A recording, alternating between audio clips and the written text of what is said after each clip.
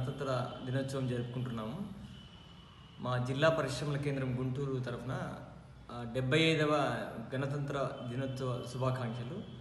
ఈ సందర్భంగా ఎంఎస్ఎంఈ ఎంటర్‌ప్రెన్యూర్స్‌కి తర్వాత అందరికీ మా జిల్లా పరిశ్రమల కేంద్రం తరఫున గణతంత్ర దినోత్సవ శుభాకాంక్షలు తెలుపుతున్నాం. Thank you.